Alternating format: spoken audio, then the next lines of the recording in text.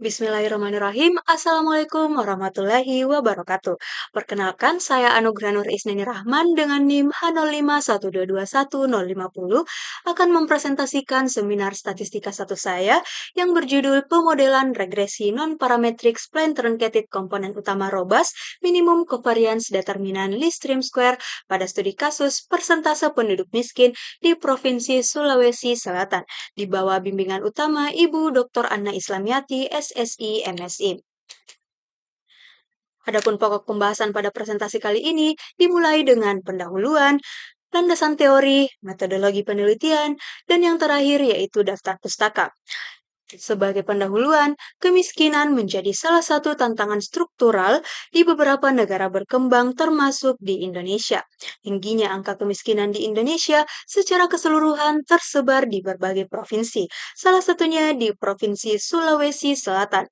Meskipun Provinsi Sulawesi Selatan menunjukkan tren pertumbuhan ekonomi yang cukup baik, angka kemiskinan di wilayah ini masih menjadi perhatian. Berdasarkan data BPS, persentase penduduk miskin di Provinsi Sulawesi Selatan pada Maret 2025 mencapai 7,6% dengan jumlah penduduk miskin sekitar 698,13 ribu jiwa. Kondisi ini mengindikasikan bahwa peningkatan ekonomi belum sepenuhnya mampu untuk menekan angka kemiskinan, sehingga diperlukan pemahaman yang lebih mendalam mengenai faktor-faktor yang mempengaruhi persentase penduduk miskin di Provinsi Sulawesi Selatan. Salah satu metode yang digunakan untuk mengidentifikasi faktor-faktor tersebut adalah melalui metode analisis regresi. Analisis regresi merupakan salah satu metode statistika yang bertujuan untuk memodelkan pola hubungan antara variabel respon dan variabel prediktor. Bentuk pola hubungan antara variabel respon dan prediktor dapat diperkirakan dengan membuat scatter plot yang memuat informasi mengenai hubungan kedua variabel tersebut. Jika pola datanya diketahui, dan mengikuti bentuk kurva tertentu seperti linear, kuadratik, ataupun kubik, maka dapat digunakan pendekatan regresi parametrik. Pada kenyataannya, hubungan antara variabel respon dan prediktor tidak selalu mengikuti bentuk kurva tertentu.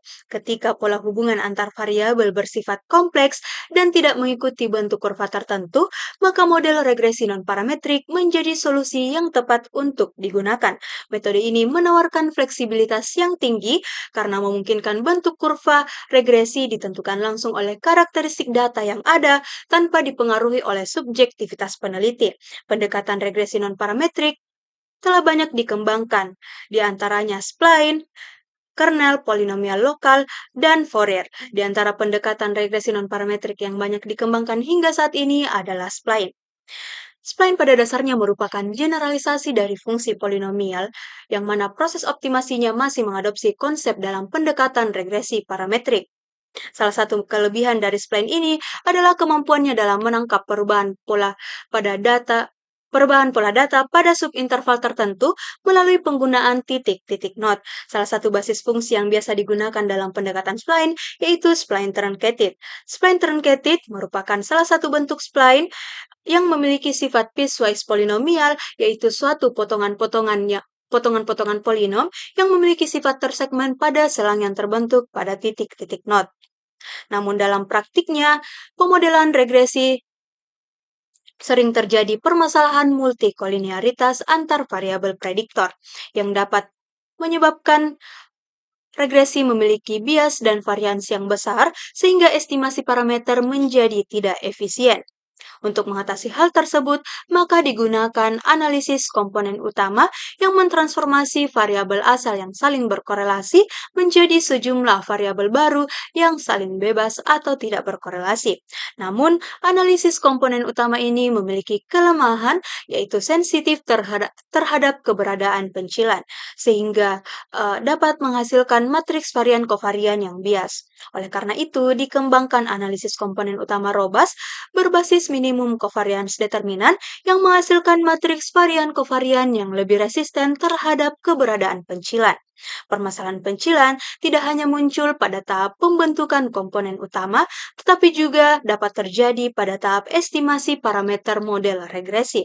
Estimasi menggunakan least square diketahui sangat sensitif terhadap keberadaan pencilan karena setiap observasi berkontribusi sama dalam proses estimasi parameter tanpa mekanisme pembobotan untuk mereduksi observasi yang ekstrim. Untuk itu, diperlukan pendekatan regresi robust, yaitu metode regresi yang digunakan ketika distribusi dari nilai residual, tidak normal, dan adanya pencilan yang mempengaruhi model.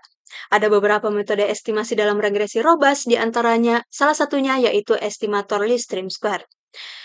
Estimator LTS merupakan metode estimasi parameter robust yang memiliki nilai breakdown point yang tinggi karena proses optimasinya dilakukan dengan meminimalkan jumlah kuadrat galat dari H observasi. Dengan hanya mempertimbangkan sebagian galat yang paling kecil tersebut, maka metode ini dapat secara efektif membatasi pengaruh observasi yang ekstrim atau pencilan terhadap hasil estimasi parameter. Penelitian mengenai penanganan multikolinearitas menggunakan metode analisis komponen utama telah dilakukan oleh Huffman dan kawan-kawan pada tahun 2009 yang menggunakan analisis komponen utama pada model regresi non-parametrik dengan fungsi kernel. Arifin dan kawan-kawan pada tahun 2020 juga telah menerapkan analisis komponen utama berbasis spline pada data diabetes mellitus yang menghasilkan satu komponen utama dengan model spline linear terbaik pada satu titik node, yang hasilnya mampu menjelaskan keragaman variabel secara efektif. Adapun penelitian terkait penerapan robust dilakukan oleh Astuti dan Yundari yang menerapkan analisis komponen utama klasik dan analisis komponen utama robust metode MCD untuk mereduksi dimensi dan menangani multikolinearitas serta pencilan pada data angka kematian bayi di Provinsi Kalimantan Barat yang hasilnya menunjukkan bahwa aku robust lebih efektif dalam menghasilkan model regresi dengan kesalahan galat yang jauh lebih kecil dibandingkan dengan aku klasik. Kemudian penelitian mengenai estimasi parameter robust dengan LTS telah dilakukan oleh Suci Wulandari pada tahun 2020 yang membandingkan model regresi robust dengan estimasi LTS, M, dan S pada data pencilan faktor-faktor yang mempengaruhi TPT di Provinsi Jawa Timur pada tahun 2018 yang menunjukkan bahwa estimasi LTS merupakan metode terbaik yang ditunjukkan oleh nilai koefisien determinasi yang paling besar dan nilai mean square error yang paling kecil dibandingkan dengan metode estimasi yang lainnya. Penelitian selanjutnya oleh Larasati dan kawan-kawan menunjukkan bahwa regresi komponen utama robust dengan kombinasi metode MCD-LTS itu lebih efektif dalam menangani multikolinearitas dan pencilan dibandingkan dengan regresi komponen utama klasik. Penelitian-penelitian sebelumnya telah mengkaji analisis komponen utama pada regresi non-parametrik, analisis komponen utama robust berbasis minimum covariance determinan, dan estimasi parameter robust dengan metode least stream square. Namun, penelitian-penelitian tersebut umumnya dilakukan secara terpisah dan belum mengintegrasikan penanganan multikolinearitas, keberadaan pencilan, dan pola hubungan non-parametrik dalam satu kerangka analisis. Berdasarkan uraian tersebut, penelitian ini difokuskan pada pengembangan model regresi non-parametrik spline truncated komponen utama robust, minimum covariance determinan least stream square untuk memodelkan faktor-faktor yang mempengaruhi persentase penduduk miskin di Provinsi Sulawesi Selatan. Pendekatan ini diharapkan mampu mengatasi permasalahan multikolinearitas, pencilan, dan menangkap pola hubungan non-parametrik secara lebih fleksibel sehingga menghasilkan model prediksi kemiskinan yang lebih stabil dan akurat. Adapun mengenai batasan masalah dalam penelitian ini, yang pertama yaitu pemodelan spline truncated hanya dibatasi pada orde 1 atau linear. Yang kedua yaitu penentuan jumlah komponen utama berdasarkan proporsi variansi kumulatif sebesar 70 hingga 80%. Yang ketiga yaitu identifikasi observasi yang termasuk pencilan dilakukan dengan menggunakan nilai jarak Mahalanobis dan studentized dilated residual. Yang keempat yaitu jumlah titik node yang diuji terdiri atas 1 hingga 3 titik node dengan pemilihan model terbaik ditentukan berdasarkan nilai generalized cross validation minimum. Dan yang kelima, yaitu data yang digunakan dalam penelitian ini adalah data persentase penduduk miskin di Provinsi Sulawesi Selatan pada tahun 2023 hingga 2024. Adapun tujuan dari penelitian ini adalah yang pertama, untuk memperoleh estimasi model regresi non-parametric spline truncated komponen utama robust minimum covariance determinan least stream square. Yang kedua, yaitu memperoleh model persentase penduduk miskin di Provinsi Sulawesi Selatan Selatan pada tahun 2023 hingga 2024 berdasarkan metode regresi non-parametrik Spline Truncated Komponen Utama Robust MCD LTS. Adapun manfaat yang diharapkan dari penelitian ini, yang pertama yaitu menambah wawasan keilmuan dan pengetahuan mengenai model persentase penduduk miskin di Provinsi Sulawesi Selatan pada tahun 2023 hingga 2024 yang dihasilkan melalui metode regresi non-parametric Spline Truncated Komponen Utama Robust MCD LTS. Yang kedua yaitu memberikan informasi yang komprehensif mengenai persentase penduduk miskin beserta faktor-faktor yang mempengaruhinya sehingga dapat dijadikan sebagai referensi ilmiah maupun dasar pertimbangan bagi peneliti, praktisi, serta pembuat kebijakan yang dalam merumuskan strategi pengendalian dan penurunan kemiskinan di Provinsi Sulawesi Selatan. Adapun pokok bahasan selanjutnya yaitu mengenai landasan teori, beberapa teori yang saya gunakan dalam penelitian ini, yang pertama yaitu multikolinearitas, yang kedua pencilan, yang ketiga analisis komponen utama robust, yang keempat regresi robust, yang kelima regresi non-parametric Spline Truncated, yang keenam pemilihan titik not optimal, dan yang terakhir yaitu persentase penduduk miskin.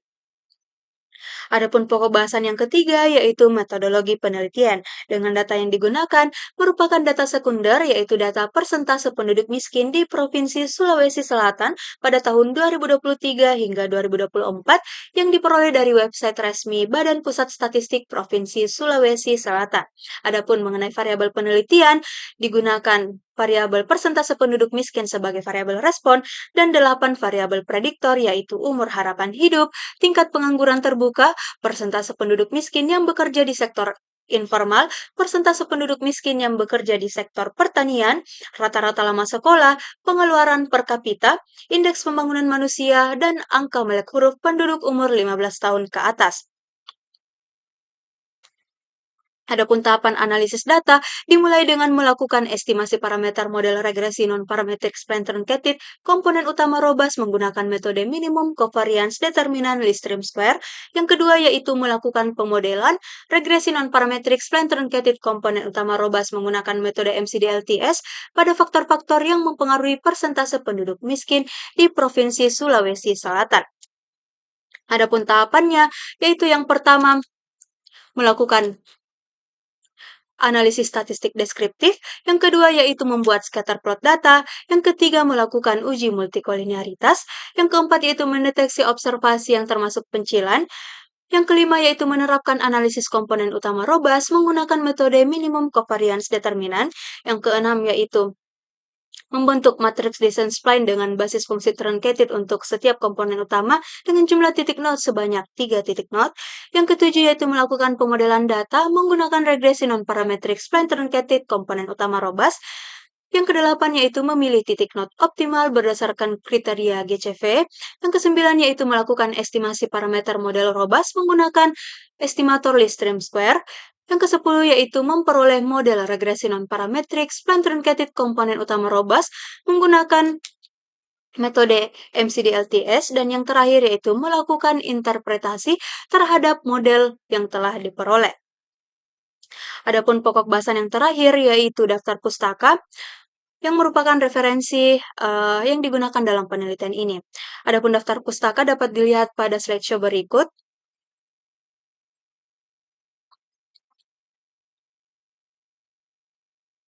Baik, sekian presentasi seminar Statistika 1 saya. Terima kasih atas waktu dan perhatiannya. Kurang dan lebihnya mohon dimaafkan. Wassalamualaikum warahmatullahi wabarakatuh.